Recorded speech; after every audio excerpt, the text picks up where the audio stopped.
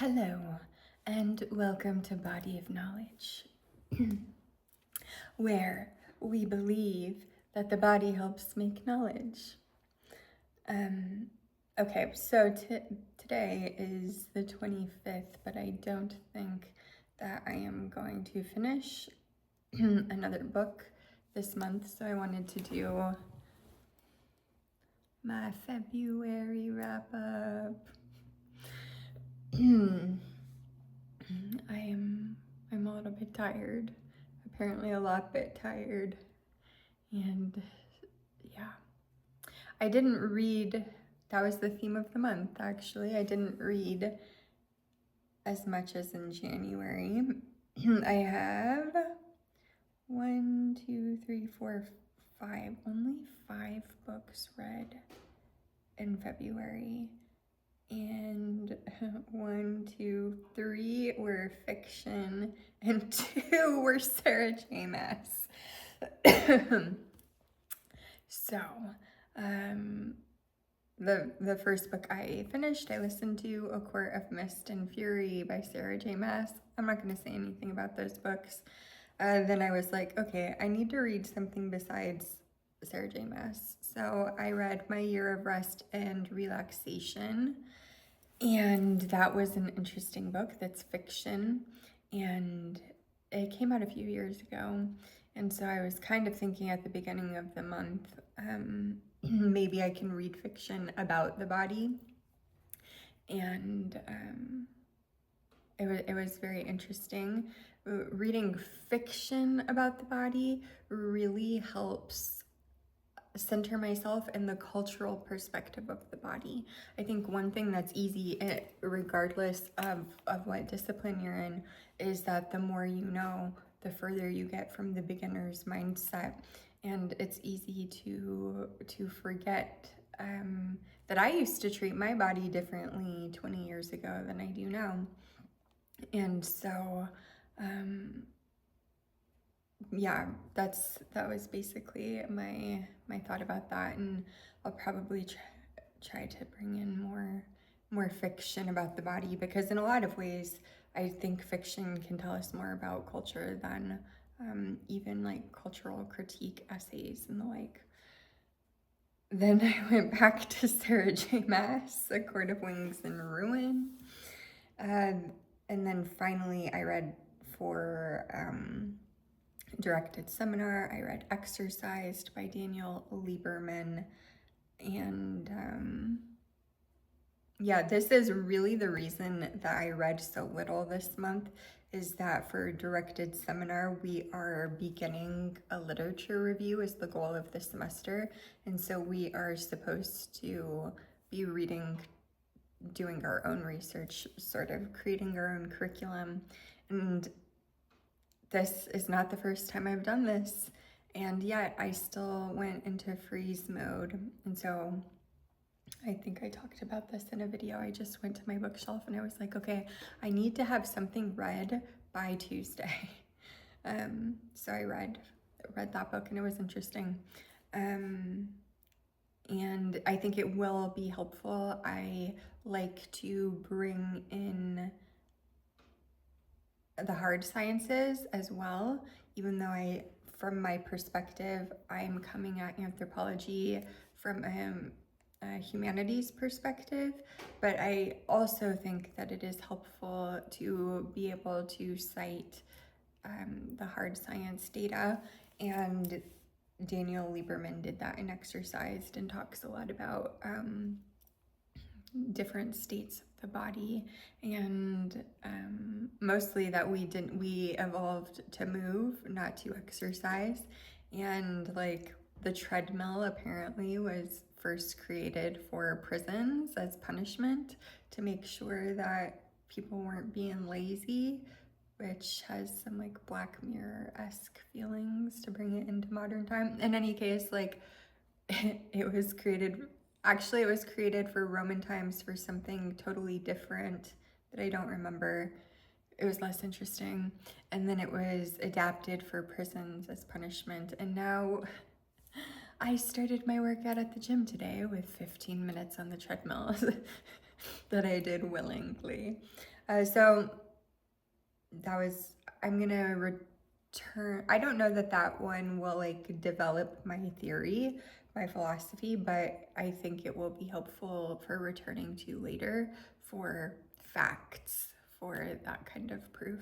And then I finished in totality Family Abolition by Emmy O'Brien. I read that for my Other Ways of Being Human class. And so I would have 6 books on the list. The other book I was listening to was Monsters in Love by Resmaa Menakem. And reading that, reading Monsters in Love while also reading Family Abolition, I just found it incredibly difficult to overlook that really the point of Monsters in Love seems to be maintaining the nuclear family, and there's this there's like an imperialist undertone that I just couldn't get away from, which I definitely think was because I was reading Family Abolition for class, and I had to finish that one. And I think the term family abolition is unnecessarily provocative. Like, people have strong feelings for their families, and both in the positive and negative. And the people who have strong positive feelings, I feel like it's provocative and not necessarily in a good way. And I'm not sure that I agreed with that. Like the big, like, I agree with a lot of the details and even some of the bigger concepts, but the, like, I don't know, maybe ontology is the word. I don't agree with that side of things. There's something strange about it to me, because it's not just like do away with nuclear families. There's a whole lot of other things that go along with that, because so many people rely on their nuclear families to survive under capitalism. And so if we're no longer counting on our families for survival, which I appreciate that side of things, like to have more than your immediate family to count on. Well, if we're not going to have that, then it has to be put into place in other ways. And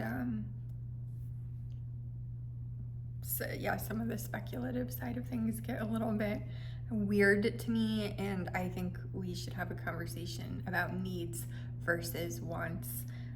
But in any case, I am going to talk about Monsters in Love, even though I decided not to finish it. There's a couple of weird things, like Resmaa Menakem is a Black man, and he talks about the importance of somatics and the importance of feeling into your body and the importance of being honest. But then it kind of breaks down for me, and I think it's important to note that he also worked actively with the military, which I believe is an imperialist force. And so he says that we have to be very honest. We have to learn to be very honest with ourselves and with our one singular partner. I am not polyamorous, but he says you cannot do this work that he calls growing up. You cannot do this work if you're single, and you cannot do this work if you have more than one partner. So he's really pushing for the nuclear family. And then there's some weird things about domestic violence that I don't know how I feel about, and a lot of the issues that come up between families, between couples. A lot of those things have to do with living under systems of oppression. And the way that it gets described in the book is like almost as if it is, as if these problems are necessary and natural. And so we've got to do our best to grow up and deal with these problems. Like there's, and then it's like pseudo progressive because it allows for homosexuality as long as it's monogamous. homosexuality. So there's like this one weird case where there's a lesbian couple and and it's fictional, he made this up. Their life gets better when one of them finally pulls herself together and like gets a job. And just like totally ignoring a lot. There is a lot not being addressed in that little vignette. And so I just decided my main takeaways are listen to your body.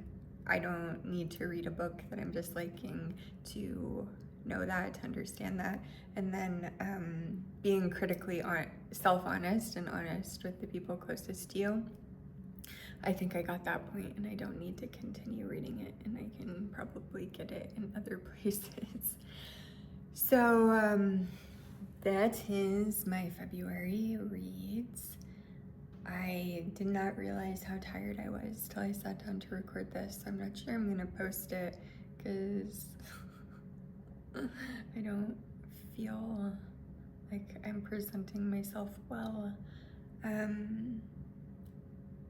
Yeah, but I probably will because why not?